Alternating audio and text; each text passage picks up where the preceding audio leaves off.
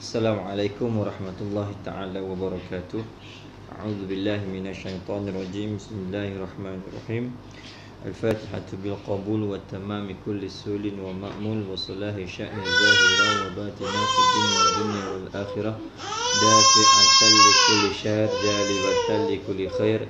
Lana wa liwalidina wa li ahbabina wa li masyaikhina wa li muallimina ma'al lutfi wal afiyah.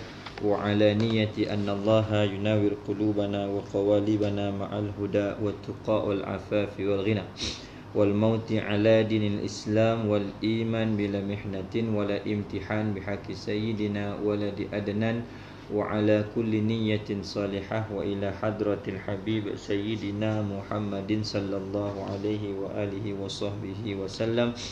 الفاتحة. أعوذ بالله من الشيطان الرجيم. Bismillahirrahmanirrahim. Alhamdulillahi rabbil alamin. Ar-Rahmanir Rahim. Maliki yaumiddin. Iyyaka na'budu wa iyyaka nasta'in. Ihdinas siratal mustaqim. Siratal ladzina an'amta 'alaihim ghairil maghdubi 'alaihim waladdallin. Amin. Hamdan li rabbin khassana bi Muhammadin wa anqadhana min zulmatil jahli wad dayajir. Alhamdulillahilladzi hadana bi'abdihi al-mukhtar man da'ana ilaihi bil izni wa qad nadana labbaika ya man dallana wa hadana. Allahumma salli ala sayyidina Muhammadin al-fatihi lima ughliq wal khatimi lima sabaq nasiril haqqi bil haqq wal hadi ila siratikal mustaqim wa ala alihi haqqa qadrihi wa miqdarihi al-azim. Subhanaka la ilma lana illa ma 'allamtana innaka antal alimul hakim. Rabbi shrah li sadri wa yassir li amri wahlul 'uqdatam min lisani yafqahu qawli. Allahumma akhrijna min zulumatil wahmi wa akrimna binuril fahmi waftah 'alaina bi ma'rifatil ilmi wa hassin akhlaqana bil hilmi wa sahhil lana abwaaba fadlik wanshur 'alaina min khazaini bi rahmatika ya arhamar rahimin. Subhana rabbika rabbil izzati amma yasifun wa salamun alal mursalin walhamdulillahi rabbil alamin. Alhamdulillah, puji dan syukur kita panjatkan kehadrat Allah Subhanahu wa taala yang masih lagi mengurniakan ke atas diri kita semua akan nikmat, taufik, hidayah, inayah, kesihatan, waktu dan kesempatan, sehinggalah pada malam ini kita dapat bertemu sekali lagi, duduk seketika bagi mendengar pembacaan kitab Adab Perempuan. Mudah-mudahan Allah Subhanahu wa taala menjadikan apa yang kita lakukan daripada segala amalan-amalan soleh dan ibadah-ibadah yang diperintahkan oleh Allah Subhanahu wa taala sebagai sebab terangkatnya segala musibah dan turunnya rahmat daripada Allah Subhanahu wa taala. Amin ya rabbal alamin. Jadi insya-Allah malam ni kita akan sambung pengajian yang seterusnya dalam kitab Adab Perempuan pada membicarakan pelajaran yang ke-22. Pelajaran yang ke-22 pada muka surat 61 bagi mereka yang memiliki kitab. Bagi mereka yang tidak memiliki kitab, bolehlah melihat salinan notanya itu yang berada di ruangan komen. Okey. Jadi pelajaran yang ke-22 pada membicarakan adab yang seterusnya, iaitu adab tidur. Qala muallifu rahimahullahu ta'ala wa nafa'ana bihi wa ulumihi fid daraini amin ya rabbal alamin. Pelajaran yang ke-22, adab tidur. Jadi pelajaran yang seterusnya iaitu pada membicarakan tentang adab tidur. Jadi tidur ini merupakan salah satu daripada rahmat, yakni kebaikan daripada Allah Subhanahu wa taala kepada manusia, supaya dengan tidur yang dijadikan oleh Allah Subhanahu wa taala kepada manusia ini mampu untuk memberikan kepada kita kecerdasan, kecergasan, kesihatan untuk kita meneruskan kehidupan di muka bumi ini. Dan tidur itu juga sebahagian daripada kematian yang kecil. Sebab kita tidak mengetahui sama sekali adakah selepas daripada tidur roh yang ada pada kita ni akan dikembalikan kepada badan kita semula, ataupun terus pulang kepada penciptaannya, kepada penciptanya, iaitu kepada Allah Subhanahu wa taala. Dan terkadang ada ketika tidur ini merupakan ibadah bagi sebahagian manusia, dan ada sebahagiannya tidur itu merupakan maksiat bagi sebahagian manusia ataupun hamba yang lain. Adapun kalau tidur bagi para nabi dan rasul, tidur mereka itu merupakan tidur yang senantiasa tidak pernah terputus di sisi mereka itu beribadah kepada Allah Subhanahu wa taala. Kerana para nabi dan rasul itu tidur hanya pada mata tetapi tidak pada hati mereka. Adapun kita semua ni daripada kalangan insan-insan yang biasa, apabila kita tidur, pejamnya mata kita, maka terpejamlah juga hati kita.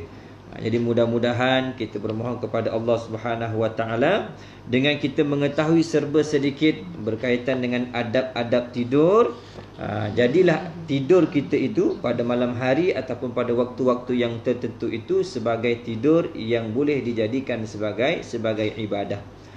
Secara ringkas, kalau kita nak mengetahui di antara cara paling mudah untuk kita menghindarkan diri daripada melakukan maksiat kepada Allah Subhanahu wa taala adalah dengan tidur.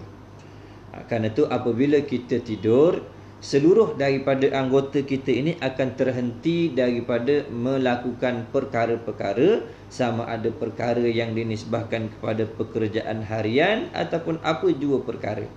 Bila kita tidur, tubuh kita tak bergerak, mata kita tak melihat, telinga kita pun tak mendengar, mulut ataupun lisan kita pun tidak berkata-kata, sampai ke hati kita pun tidak tergerak dan tidak terlintas apa-apa, kaki kita pun tak melangkah ke mana-mana apabila kita tidur. Jadi cara untuk mencegah diri kita daripada melakukan maksiat adalah dengan tidur pada sebahagian waktu. Jadi nak jadikan tidur itu sebagai ibadah, maka pada malam hari niatkanlah bahawa tidur itu selain daripada untuk mencergaskan badan kita, selain daripada untuk menambahkan tenaga kita agar dapat melaksanakan ibadah pada esok hari, dan juga sebagai merehatkan diri, maka kita niatkanlah bahawa tidur yang kita lakukan pada malam hari itu sebagai suatu wasilah ataupun sebab untuk mencegah diri kita daripada bermaksiat kepada Allah Subhanahu wa taala. Dengan niat yang seumpama itu, maka tidur yang kita jalani itu menjadi ibadah kepada Allah Subhanahu wa taala. Baik. Dan dalam bab ini dia akan mengajarkan kepada kita, pengarang kitab ni akan memberitahu kepada kita beberapa daripada adab-adab yang perlu dilakukan sebelum daripada tidur sampailah kepada masuknya kita di tempat pembaringan untuk tidur. Sebelum kita masuk membicarakan tentang adab tidur dalam kitab adab perempuan ini, jadi saya nak menakalkan beberapa daripada adab-adab tidur yang tidak terdapat dalam kitab ni. Yang mana adab ini lebih menyempurnakan tingkah laku dan juga adab-adab untuk tidur.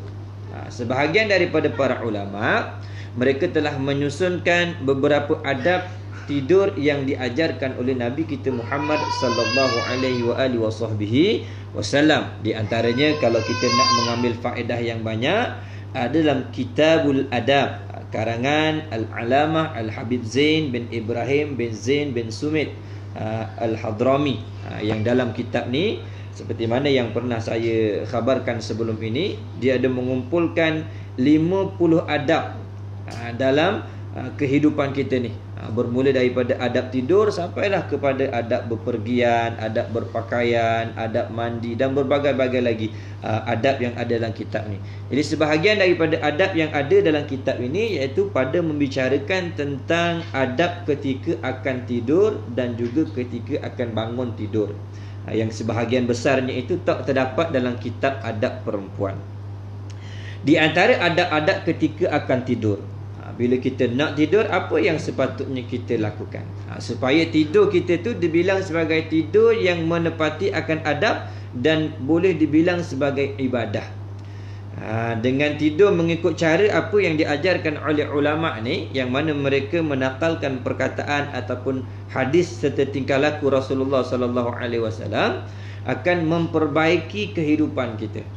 Kerana setiap adab tu dia hanya akan mendatangkan kebaikan semata-mata.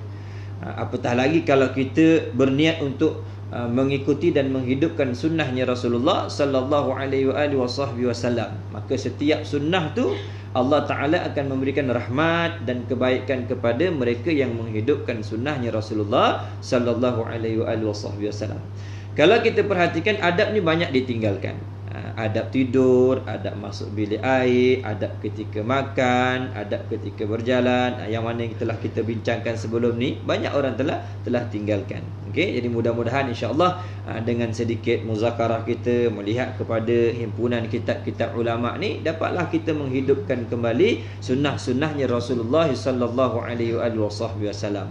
Jadi ini di antara hikmahlah kita dihimpunkan dalam waktu yang tak dapat kita nak memperbanyakkan pergerakan keluar daripada rumah. Jadi perintah kawalan pergerakan ni, kalau kita pandang daripada sudut baiknya, banyak hikmah yang telah diberikan oleh Allah Subhanahu wa taala. Di antaranya inilah kita dapat berusaha untuk mengembalikan sunnah-sunnah Rasulullah sallallahu alaihi wasallam yang telah lama kita tinggalkan. Baik. Di antara adab-adab ketika akan tidur, yang pertama, tidur dalam keadaan berwudu. Tidur dalam keadaan berwudu bagi mereka yang tidak ada halangan untuk berwudu. Kalau ada halangan, seumpama perempuan yang dalam keadaan haid, memang mereka tu tak boleh berwudu. Tapi selain daripada tu, maka tidurlah dalam keadaan berwudu, yakni dalam keadaan menyucikan diri daripada hadas kecil dan juga hadas besar. Okey, dan disunatkan juga bagi mereka yang dalam keadaan berjunub. Andai kata lepas bersama isteri ataupun bersama dengan suami, mereka tak nak lagi mandi, maka disunatkan juga untuk berwudu. Dan di antara keistimewaan bagi mereka yang telah berkahwin, apabila mereka berwudu sebelum daripada tidur, maka wudu mereka itu tidak batal. Ini di antara rukhsah ataupun keringanan dan keistimewaan yang diberikan kepada orang yang berwudu ketika nak tidur. Jadi apabila dah berwudu, bila bersama dengan isteri sentuh ke, suami sentuh ke, tak membatalkan wudu. Kenapa? Kalau membatalkan wudu, jadi bebanan lah. Jadi bebanan atas pasangan tu, jadi bebanan atas suami ataupun isteri untuk mengekalkan diri dalam keadaan berwudu. Maksudnya kalau contoh kita kata ambil wudu, kemudian suami pegang batal, pergi lagi bilik air. Waktu nak tidur, suami pegang lagi, pergi bilik air. Dah sampai bila nak tidurnya? Kerana tu bagi orang yang telah berumah tangga, apabila mereka berwuduk sebelum daripada tidur, kalau mereka bersentuhan, maka wuduk mereka itu tak batal. Tak batal, maknanya boleh teruskan wuduk. Dianggap sebagai orang yang telah tidur dalam keadaan berwuduk. Jadi tidur sebelum berwuduk ini termasuk daripada sunnahnya Rasulullah sallallahu alaihi wasallam.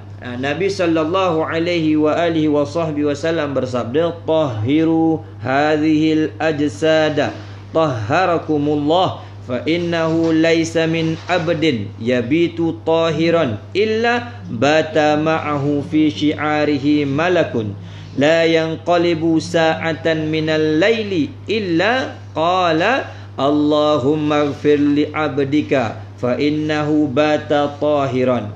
Hadis riwayat daripada At-Tabarani. Artinya apa? Nabi sallallahu alaihi wasallam bersabda, sucikanlah badanmu, yakni dengan berwuduk, maka Allah Subhanahu wa taala akan mensucikan kalian, yakni akan membersihkan diri kalian. Kerana sesungguhnya tidak tidur seorang hamba dalam keadaan suci kecuali malaikat ikut menemani di kepalanya. Bila tidur dalam keadaan wuduk, malaikat duduk di kepala kita, dan tidak berbolak-balik hamba tersebut ketika tidurnya pada malam hari, kecuali malaikat tersebut dia berkata, Allahumma fil li abdika, ya Allah ampunilah hambamu ini, fa innahu bata tahiran, kerana sesungguhnya dia telah tidur dalam keadaan suci. Kita tidur Tapi sebelum tidur dalam keadaan bersuci, yang ni kita berwuduk. Selama kita tidur tu, kita pun bergerak. Kita tak sedar, kadang ke kanan, kadang ke kiri, kadang melentang, kadang tertiarap waktu kita tidur. Selama mana ada pergerakan tu, selama itulah malaikat ni dia memohon ampun kepada Allah Subhanahu Wa Taala untuk diri kita. Ini besar ni, kelebihan orang yang berwuduk sebelum daripada tidur. Banyak kita tinggal. Kenapa yang paling utama zaman kita sekarang ni, sebelum daripada tidur yang kita capai itulah yang bercahaya, yang ada tulisan-tulisan, yang ada keluar gambar dan sebagainya. Telefon, itulah yang kita tengok sebelum daripada tidur. Terkadang ada ketika sampai tertidur dalam keadaan telefon tu jatuh atas muka, pelopak sekali. Kenapa? Itulah akhir perkara yang kita buat sebelum daripada tidur. Kebanyakan daripada kita, kebanyakan segelintir sajalah yang mengamalkan sebelum daripada tidur mereka berwudu, kemudian membaca doa dan sebagainya. Ini perkara yang perlu kita lakukan, yang perlu kita hidupkan. Di antara hadis yang lain, Nabi sallallahu alaihi wasallam, Rasulullah sallallahu alaihi wasallam bersabda, an Abi Darda, hadis daripada Abi Darda radhiyallahu anhu. Hadis ni mauquf. Katanya apa? Idza namal abdu ala taharatin rufi'a ruhuhu ilal arsy. Apabila tidurlah seseorang hamba dalam keadaan bersuci, maka rohnya itu diangkat sampai naik kepada arsy. Sebab tu orang yang tidur dalam keadaan wuduk ni, biasanya orang yang tidur dalam keadaan menjaga sunnah ni lah, dia mimpi yang elok-elok, mimpi yang baik-baik, mimpi yang memberi petanda-petanda yang elok, yang mana mimpi yang baik lah. Tapi kalau tidurnya tanpa wuduk, itulah biasalah, mimpinya macam-macam. Mimpi kena tindih lah, mimpi kena kejar lah, mimpi kena bahang rimau lah, mimpi nampak ni lah, macam-macam lah. Kenapa? Tidur dalam keadaan tidak berwuduk. Ini di antara apa kita kata, antara kelebihan orang yang berwuduk, maknanya Allah pelihara, diampunkan dosanya, kemudian rohnya pada malam tu dia safar, dia bermusafir. Roh tu keluar daripada tubuhnya, maka sampailah kepada tempat-tempat yang mulia, sehingga terkadang dia mendapatkan apa kita panggil petanda-petanda yang baik dalam kehidupannya, dengan sebab tidur dalam keadaan bersuci. Baik. Selepas daripada tu, di antara adab yang lain, hendaklah sebelum daripada tidur tu kita memperbanyakkan bertaubat daripada segala maksiat yang telah kita lakukan. Janganlah kita tidur tu dalam keadaan seolah-olah kita menjadi orang yang tidak memiliki dosa. Seolah-olah kita ni telah melakukan perkara-perkara kesempurnaan, sehingga kita ni seolah-olah tidak melakukan kelalaian. Jangan. Maknanya sebelum daripada tidur tu, memperbanyakkanlah bertaubat kepada Allah Subhanahu Wa Taala. Kenapa? Kerana kita tak pasti lagi sama ada selepas daripada tidur ni kita diberi peluang untuk hidup semula ataupun tidak. Tak ada siapa yang boleh menjamin kehidupannya esok hari. Apabila dia tidur di malam hari tu, dia tak boleh nak pastikan bahawa besok tu dia boleh lagi menikmati kehidupan seperti mana yang dia ada hari ni sebelum daripada tidur. Jadi janganlah sampai kita maksudnya janganlah sampai kita tidur dengan membawa dosa yang banyak, sehingga apabila kita bangkit, yang kita lihat itu bukan kehidupan yang sama seperti semalam, tetapi kita berada pada satu tempat yang baru. Buka mata je, malaikat duduk depan tanya, "Ma rabbuka?" Tak dapat jawab, boom, kena bantai. Jadi maknanya kita kena memperbanyakkan bertaubat. Inilah di sebahagian daripada amalan salafus salih. Apabila sebelum daripada tidur, apabila mereka bangkit daripada tidur siang hari tu, ketika mereka keluar daripada rumah, mereka akan meletakkan beberapa daripada ketulan batu di atas satu bonjot, di satu beg. Mereka bawa satu beg. Kemudian sepanjang perjalanan tu, mereka akan menghitung-hitung apa yang telah mereka lakukan. Seandainya ada daripada kebaikan, mereka akan ambil seketul batu, dimasukkan dengan poket sebelah kanan. Kalau mereka rasa perbuatan mereka termasuk dalam kesalahan dan kesilapan, maka mereka ambil seketul batu, bos sebelah kiri. Sampailah mereka habis melakukan apa jua pekerjaan dan juga melakukan apa-apa keperluan di rumah, maka balik. Bila malam hari dikeluarkan, yang sebelah kanan duduk sebelah bahagian, yang sebelah kiri pun letak sebahagian. Kemudian apa yang mereka buat? Mereka hitung. Mereka hitung apa kebaikan yang buat. Hitung. Seandainya malam tu bila dia hitung bahawa kebaikan lebih banyak mengatasi daripada keburukan, apa yang mereka buat? Mereka bersyukur kepada Allah Ta'ala. Malam tu memperbanyakkan sujud syukur.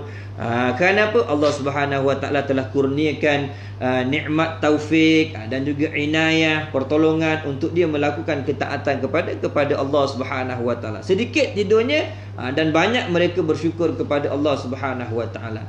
Dan andai kata kalau mereka hitung-hitung banyak maksiatnya, maksudnya banyak kesalahannya, banyak kelalaiannya, banyak kealpaan yang dia lakukan, maka malam tu mereka tak teruskan tidur, melainkan mereka bertaubat, sujud kepada Allah, memperbanyakkan istighfar, mohon ampun kepada Allah terhadap apa yang telah mereka lakukan. Ini kelakuan orang-orang yang mulia daripada kalangan mereka-mereka yang telah mendapat kelebihan di sisi Allah Subhanahu Wa Ta'ala. Jadi kita sebelum daripada tidur ni memperbanyakkanlah bertaubat daripada segala dosa yang telah kita lakukan. Okey, baik. Seterusnya di antara niat tidur yang lain, iaitu kita meletakkan niat keinginan untuk bangun lebih awal sebelum daripada masuknya waktu subuh.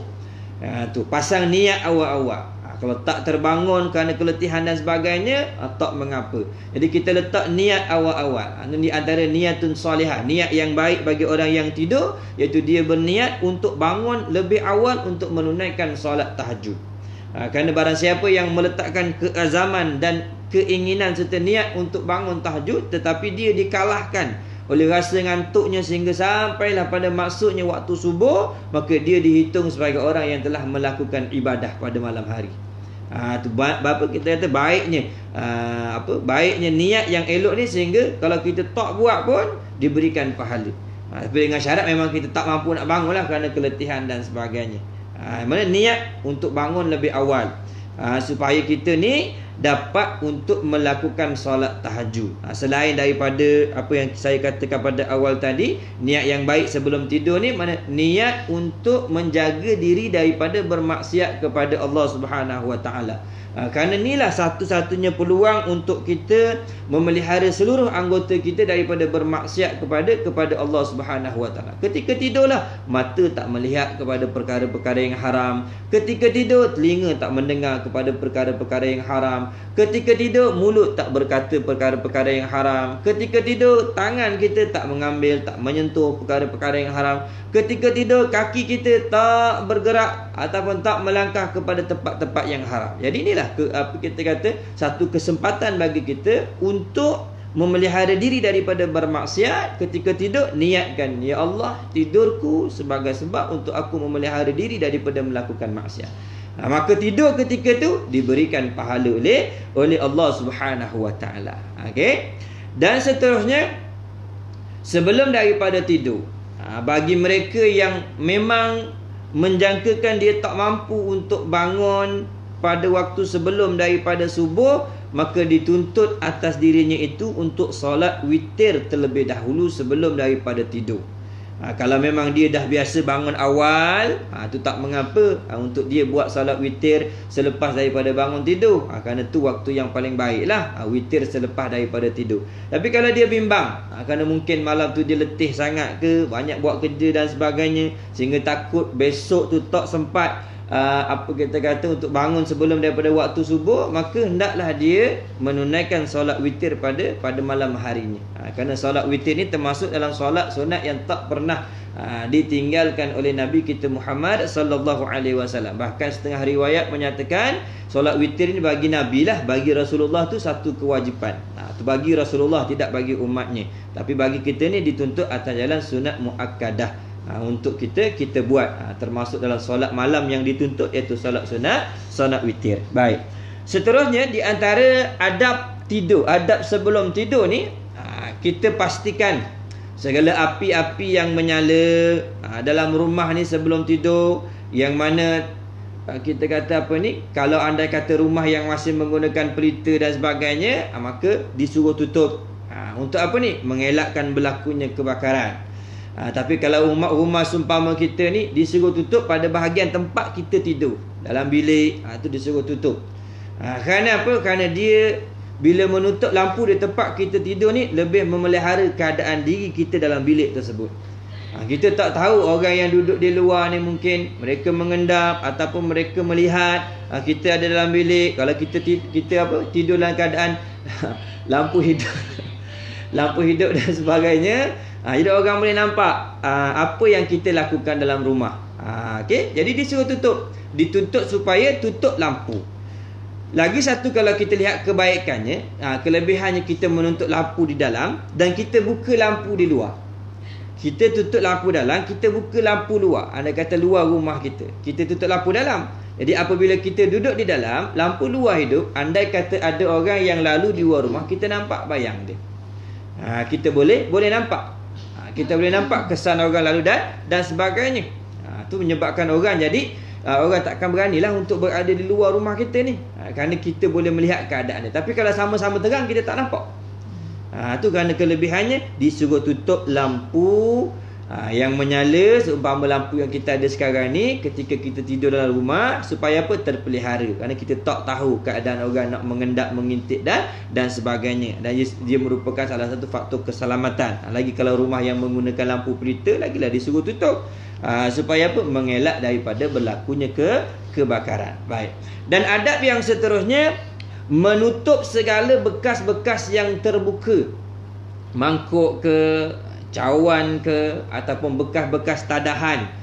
Sebelum daripada kita tidur tu, kita tutup. Terutama bekas yang mengandungi air dan makanan. Kerana ini terbahagian daripada perintah Nabi kita Muhammad sallallahu alaihi wasallam. Dalam hadisnya, Nabi sallallahu alaihi wasallam menyatakan, ghattul ina wa aukus siqa fa inna fis sanah lailatan yanzilu fiha waba la yamurru bi ina'in laisa alaihi ghita'un aw siqa'in laisa alaihi wika'un illa nazala fihi min dhalikal waba. Hadis daripada riwayat Imam Ahmad dan Imam Muslim rahimahullahu taala. Nabi sallallahu alaihi wasallam menyatakan, tutuplah mangkuk-mangkuk dan lubang-lubang air, yakni lubang ataupun bekas tadahan air. Kalau kita ada, umpama sekarang ni kita letak dalam cerik ataupun dalam jug air ataupun botol air ataupun tempayan dan sebagainya, disuruh tutup atas tu. Kalau gelas pun, jangan biar gelas tu terlungkup ke atas, disuruh palingkan ke bawah. Jangan terbuka. Kerana apa? Kerana sesungguhnya Nabi kata satu malam dalam setahun, Nabi tak kata mana-mana malam. Satu malam dalam setahun, 365 hari ni, pada malamnya tu, salah satu malamnya tu, Allah Subhanahu Wa Taala menurunkan penyakit di dalamnya pada malam tersebut.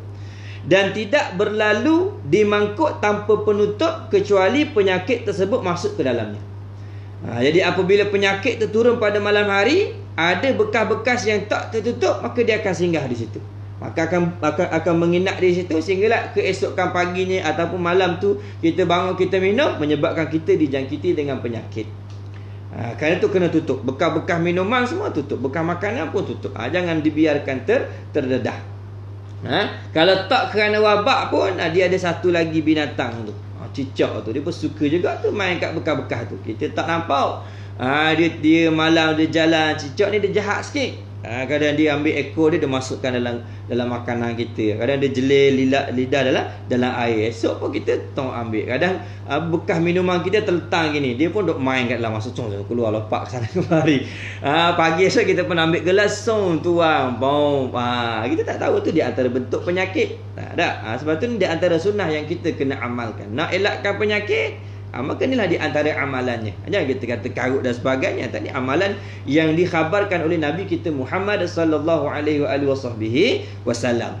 Kalau kita lihat, mungkin kita pernah dengar orang tua-tua kita pesan, tempayan jangan biar terdedah, makanan jangan biar terbuka. Kita mungkin dengar ini cuma petua orang tua-tua saja, tapi tak, sebenarnya inilah hadis riwayat dari inilah perkataan Nabi kita Muhammad sallallahu alaihi wasallam. Adab sebelum daripada tidur, pastikan tidak ada bekas makanan yang terbuka ataupun terdedah. Okey, kita pastikan tertutup. Baik.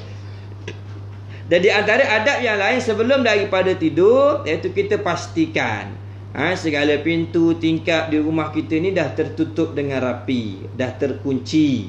Kerana bila kita tidur, kita tak tahu ada orang yang memiliki niat-niat yang jahat, ada niat-niat yang buruk, berhajat nak mengambil harta kita ke, ataupun apa-apalah. Jadi kita pastikan rumah kita ditutup, dikunci dan sebagainya. Itu di antara bentuk usaha dan ikhtiar kita untuk menjaga harta benda kita. Kerana harta benda ni menjadi kewajipan kita untuk pelihara. Sebab tu sehingga satu keadaan apabila seseorang itu terbunuh kerana memelihara akan harta bendanya sendiri, termasuk dalam mati syahid. Jadi wajiblah kita mempertahankan harta kita ni. Di dalam bentuk mempertahankan harta ni, sebelum daripada tidur, pastikan kunci segala rumah, tingkap apa semua tu kita kunci. Sebab tu buat rumah jangan banyak sangat tingkap, jangan banyak sangat pintu. Nanti pasti ada yang tertinggal, tak kunci dan sebagainya. Tu pesan. Pesan orang tu. Biasanya maghrib tu mak kita pesan dah. Tengok pintu, tingkap, kunci. Jangan biar terdedah macam tu saja. Kenapa? Bila dah sampai malam nanti boleh jadi lupalah. Dengan sebab banyak kerja dan sebagainya. Terutama rumah yang ada di dalamnya itu akan anak-anak perempuan ataupun anak-anak gadis. Inilah lebih utama lagi, untuk dipastikan segala pintu-pintu dan tingkap-tingkapnya terkunci dengan rapi. Ini cara zahirah. Adapun untuk pagar rumah dengan bacaan dan sebagainya, itu nanti insya-Allah kita akan khabarkan sebentar nanti. Okey. Dan yang seterusnya, di antara adab tidur ni, adab tidur, apa dia? Menutup aurat meskipun dalam keadaan tidur sendiri. Maksudnya apa di sini? Bukanlah menutup aurat tu tidur dengan bertudung, pakai jubah, purdah dan sebagainya, tidur sendiri ni tak. Maksudnya menutup aurat, jangan tidur tanpa pakaian. Jangan tidur tanpa pakaian. Okey, sama ada tidur suami isteri sekalipun, bahkan makruh. Kerana tu tak boleh, masing-masing mesti ada pakaiannya. Sama ada kain ke, yang perempuannya pakailah seluar dengan baju. Mana jangan tidur dalam keadaan tanpa sehelai pakaian pun pada tubuh. Walaupun ditutupi dengan selimut sekalipun, maka pakailah, tutuplah aurat. Tutuplah aurat. Aurat di sini untuk orang yang tidur sendiri ni, mana auratnya menutup kemaluan yang patut dia tutup. Kalau memang nak pakai tutup seluruh tubuh dia pun tu lebih ahsan. Mana yang lebih sesuai. Terutama orang perempuan tidur malam pakai seluar.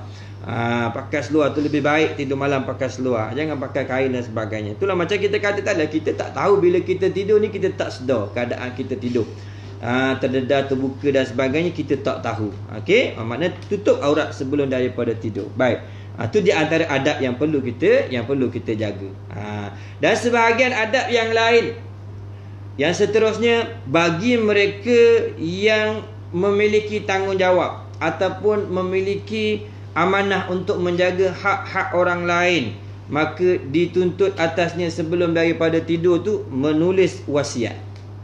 Tulis wasiat. Kalau dia jenis orang simpan barang di rumah, tulis wasiat. Barang ni milik siapa, duit ni hak siapa, amanah ni siapa punya, yang ni siapa punya. Kerana apa? Tadilah kita tak tahu yang kita ni sempat ataupun tidak untuk bangkit semula pada esok hari.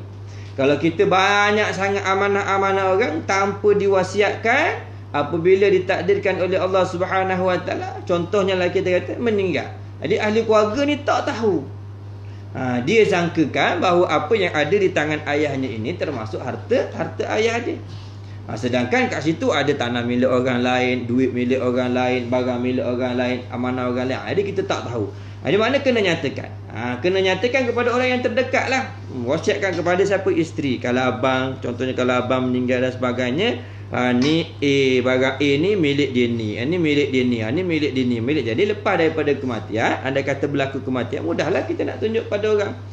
Tu kalau jenis orang yang pegang amanah orang lain. Tapi kalau tak ada amanah apa-apa, tak apalah, tak usah bimbang lah tu. Nak wasiat apa, ada benda dalam bank pun tak ada piti, kat poket pun tak ada piti, ada amanah lah.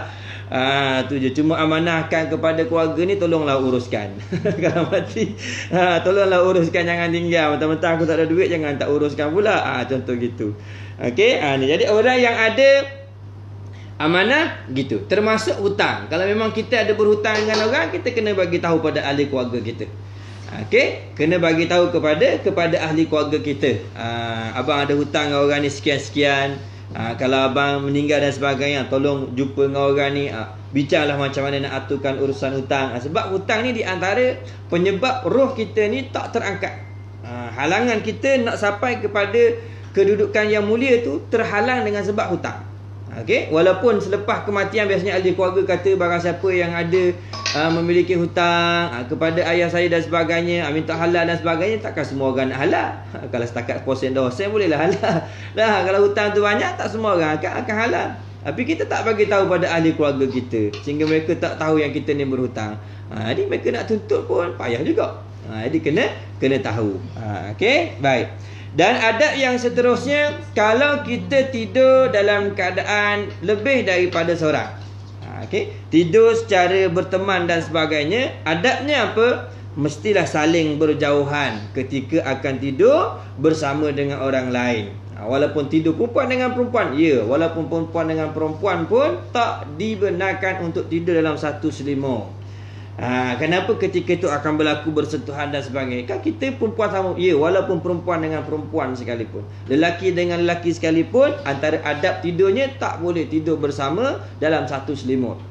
Mesti kena ada jarak pemisahnya. Walaupun kita kata sahabat baik sekalipun, dan itu tak termasuk dalam adab orang yang tidur. Itu sebahagiannya.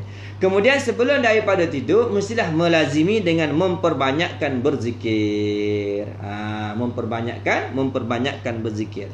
Dan di antara kaedah untuk kita mudah tidur. Selalunya orang kalau nak tidur ni susah. Lepas letak tangan sini, tak tidur. Lepas letak tangan sini, tak tidur. Kemudian kanan tak tidur, kiri tak tidur, diri tak tidur. Tak tidur-tidur. Tak tidur-tidur. Jadi susah nak tidur. Jadi macam mana kaedahnya supaya kita mudah tidur? Kita kena ingat, terkadang kita tak tidur ni disebabkan oleh gangguan syaitan tu. Dia tak nak bagi kita tidur. Kenapa? Bila kita tak tidur, lewat tidur, nanti kita akan lewatlah untuk bangun. Bila lewat untuk bangun, dia boleh jadi tak bangun tahajud. Kalau teruk lagi sampai tak bangun subuh. Jadi dia suka kita ni tak tidur awal. Jadi bagaimana kita nak melawan? Antaranya dengan memperbanyakkan berzikir. Sama ada berzikir dengan lisan ataupun berzikir dalam hati kita. Kenapa? Syaitan dia tak suka kita berzikir. Jadi bila lidah kita sebelum daripada tidur kita berzikir, selawat ke, tasbih ke, apa-apalah kita sebut, lama-lama nanti ngantuk tidur. Kerana syaitan tu lebih suka kita tidur daripada kita berzikir kepada Allah Subhanahu wa taala. Insya-Allah mujarab ni. Dia kata adab yang seterusnya membaca zikir tu sampai tertidur.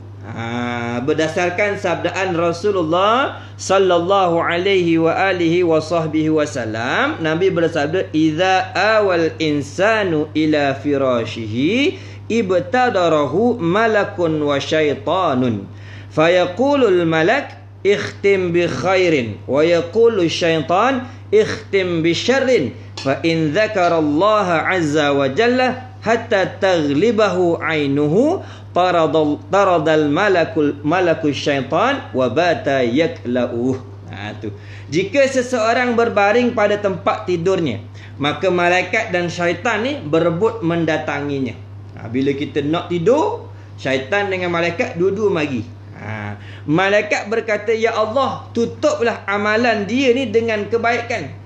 Maka tutuplah tidurnya ini dengan kebaikan, dengan amalan-amalan yang baik. Dan syaitan berkata, tutuplah amalan dia dengan keburukan. Maka jika hamba tersebut membaca zikir kepada Allah Azza wa Jalla sampai tertidur, maka malaikat ni dia menang atas syaitan. Malaikat menyingkirkan syaitan dan bermalam untuk menjaga orang yang tidur tu. Tidur dengan memperbanyakkan berzikir kepada Allah Subhanahu wa taala. Okey. Dan seterusnya di antara sunnah di antara adab sebelum daripada tidur ni iaitu bersiwak. Bersiwak ni kayu siwak tu lah. Sebelum daripada tidur kita bersiwak, membersihkan mulut ataupun kita menggosok gigi dan sebagainya. Bahkan di antara sunnah Rasulullah, bila sebelum Rasulullah nak tidur, Rasulullah bersiwak. Sebelum baca doa tu Nabi bersiwak dulu lah, bersihkan mulut, bersiwak, kemudian Nabi letak di atas tempat tidurnya, belakang tempat tidur. Seawal perkara yang Nabi sentuh ketika bangun daripada tidur, siwak lah. Bila jaga je, Nabi akan ambil siwak, Nabi akan bersiwak. Tu. Kita sekarang terbalik. Perkara terakhir sebelum kita tidur, jawal, ini telefon. Perkara paling awal yang kita sentuh bangun daripada tidur pun telefon juga. Tu zaman kita ni sekarang. Kita tinggal sunnah belaka. Okey, baik. Dan di antara adab tidur yang lain, tidak tidur. Kita ni tidak tidur di antara kaum yang berjaga. Jangan kita tidur di tempat orang yang tak mau tidur ketika tu. Jangan tidur di situ, melainkan keadaan darurat je. Memang tak ada tempat lain nak tidur, memang kena tidur kat situ, maka tidurlah. Tapi kalau ada tempat yang lain, gilah tidur tempat lain. Kenapa? Kalau kita tidur di tempat orang yang belum bersedia untuk tidur, maka kita ni mengganggu. Kita jadi gangguan kepada orang lain. Mungkin orang lain nak berbicara lagi, orang lain nak berbual lagi, tiba-tiba kita tidur kat situ. Akhirnya dia kata, dia orang nak tidur. Nak tidur ni tak boleh nak bising. Dan kita sendiri pun akan terganggu. Kita nak tidur tak boleh, akhirnya kita bangun, kita pun bising. Apa bising-bising tidur ni? Kena orang yang reti cakap, dah mau tidur ruang tamu, apa benda? Orang nak tengok bola lagi, orang nak tengok lagi, tidur sini. Tu tak sesuai. Jadi nak tidur, cari tempat yang sesuai. Jangan kita tidur dalam keadaan orang lain tu masih nak berjaga. Okay, baik. Di antara perkara yang boleh kita amalkan, tadi maksudnya sebelum tidur ni dituntut kita memperbanyakkan berzikir. Jadi zikir apa yang sepatutnya kita baca sebelum daripada tidur? Antaranya dituntut untuk kita memperbanyakkan ataupun membaca ayat kursi dan surah Al-Kafirun. Baca ayatul kursi dan surah Al-Kafirun berdasarkan daripada hadis Nabi sallallahu alaihi wasallam daripada seorang sahabat namanya Farwah, dari ayahnya radhiyallahu anhuma. Sesungguhnya ayahnya ni datang kepada Nabi sallallahu alaihi wasallam, kemudian dia berkata kepada Rasulullah, dia kata, wahai Rasulullah, ajarkanlah suatu bacaan kepada aku yang aku baca tatkala aku akan tidur di tempat tidurku. Maka Nabi SAW berkata, bacalah surah Al-Kafirun. Bacalah surah Al-Kafirun. Kemudian tidurlah. Tatkala selesai membacanya, kerana sesungguhnya surah tersebut menjauhkan daripada kesyirikan. Bara'atun minasyirki. Bahkan siapa yang sebelum tidurnya membaca surah Al-Kafirun, maka dia itu akan terhindar daripada kesyirikan, yakni terhindar daripada menyekutukan Allah Subhanahu wa taala. Adapun ayat kursi ini memang kita makruflah sebagai satu ayat yang memang banyak kelebihannya. Boleh dibaca pada mana-mana keadaan, terutamanya ketika hendak tidur. Di antara yang lain, zikir ataupun amalan yang kita boleh lakukan sebelum daripada tidur, nanti kita himpunkan. Kalau kita rajin, mana kita himpunkanlah semua ni. Baca ayat kursi, baca surah Al-Kafirun. Kemudian membaca surah Al-Ikhlas, surah Al-Falaq dan surah An-Nas sebanyak 3 kali. Setiap satu surah tu dibaca 3 kali. Ketika kita baca tu, dibaca dalam keadaan kita menadahkan tangan. Baca 3 surah, mula-mula surah Al-Ikhlas, kemudian surah Al-Falaq, kemudian An-Nas, kita baca 3 kali ketika sedang menadah tangan.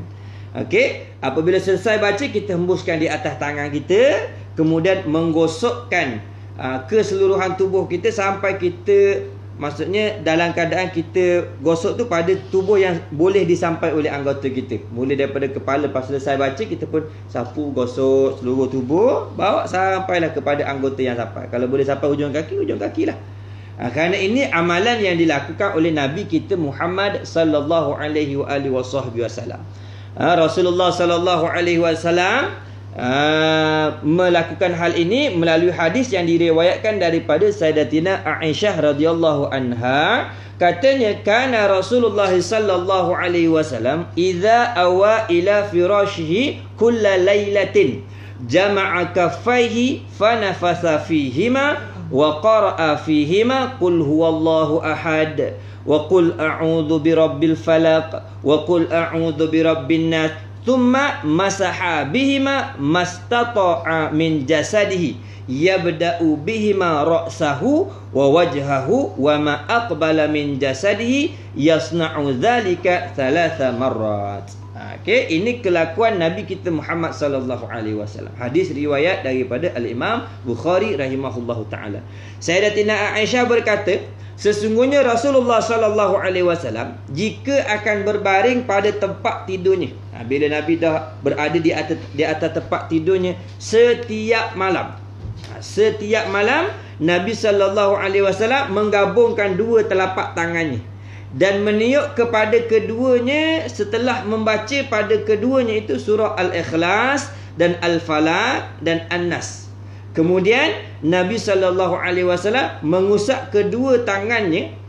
Kedua tangannya itu bermula daripada bahagian badannya yang dimulai dengan kepala. Mula di atas kepala, lepas baca Nabi tiup, kemudian daripada atas kepala, kemudian turun kepada wajahnya dan bahagian depan daripada badannya, dan bawa sampai ke belakang, mengulangi hal tersebut sebanyak 3 kali. 3 kali ulangan. Turun bahagian depan sampai ke belakang. Lagi sekali pun depan 3 kali. Ini yang dilakukan oleh Nabi sallallahu alaihi wasallam.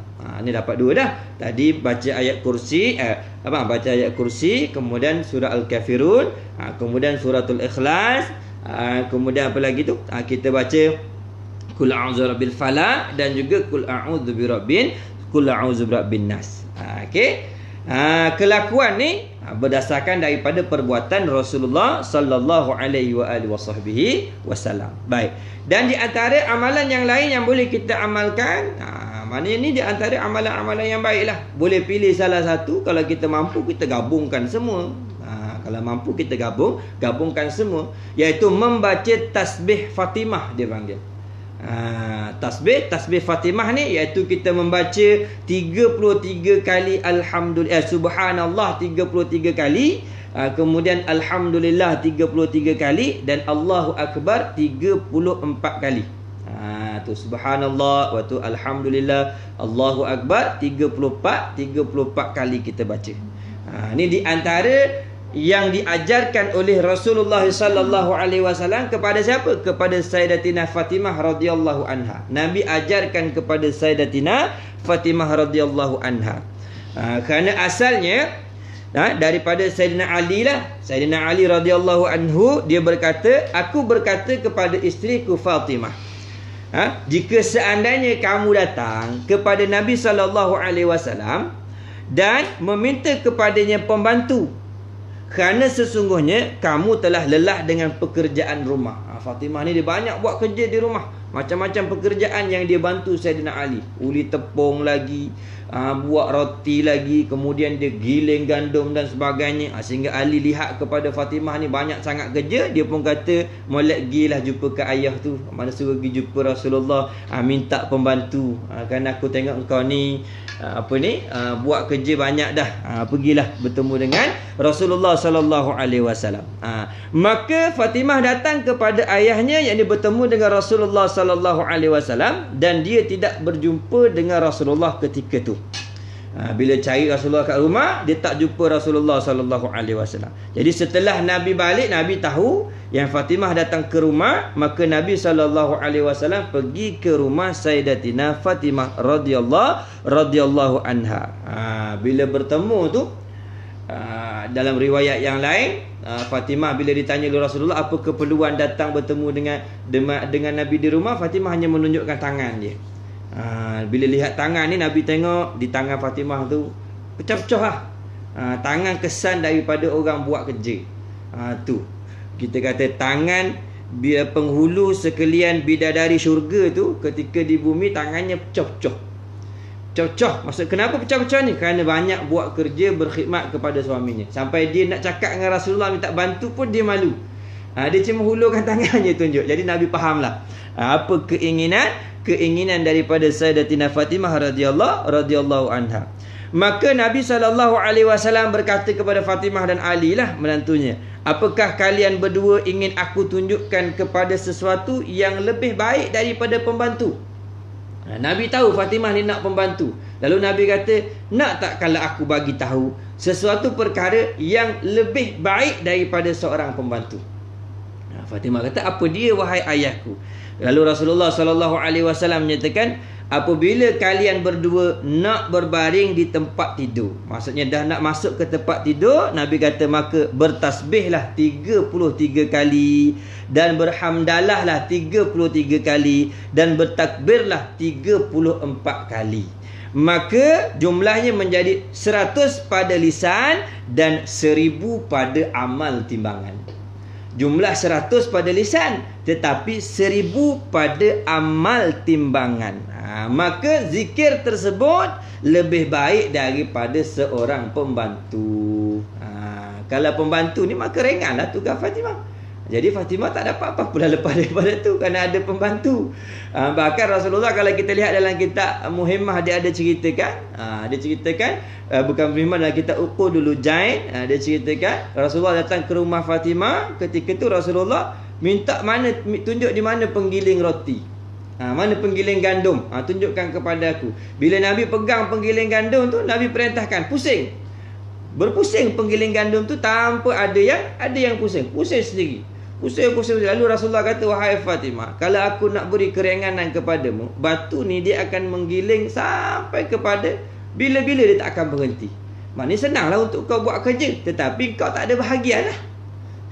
Batu ni dah dapat bahagian, kau tak ada bahagian lah. Dia seolah-olah kau tak mendapat kebaikan lah. Sebagai seorang isteri. Kemudian Nabi kata, mari aku ajarkan kepada engkau satu perkara yang lebih baik daripada seorang pembantu. Apa dia? Inilah, baca tasbih 33 kali, Alhamdulillah 33 kali, kemudian Allahu Akbar 34 kali. Dan amalan ini bukan hanya tertentu hanya ketika nak tidur saja. Ketika kita dibebani dengan kepayahan, umpama seorang isteri lah, di rumah banyak kerja, rasa berat, nak buat ni banyak, jaga anak lagi, basuh baju dan sebagainya, itu mungkin rasa letih, kemudian kita mengeluh dan sebagainya, baca ni, perbanyakkan baca ni. Perbanyakkan kita sebut subhanallah, subhanallah, subhanallah, subhanallah. InsyaAllah segala kepenatan kita tu akan hilang. Bahkan akan diberikan kelebihan yang lebih banyak lagi, diberatkan segala timbangan amal kita. Okey, baik. Dan di antara amalan yang kita boleh lakukan sebelum daripada tidur, iaitu memperbanyakkan membaca Bismillahirrahmanirrahim, sekurang-kurang bilangannya 21 kali. Sebelum daripada tidur ni, kita boleh buat zikir basmalah, iaitu membaca bismillah sebanyak 21 kali. Ini boleh lihat dalam kitab Maraqil Ubudiyah pun, Syekh An-Nawawi Al-Bantani rahimahullah ta'ala, dia ada bawa amalan ni.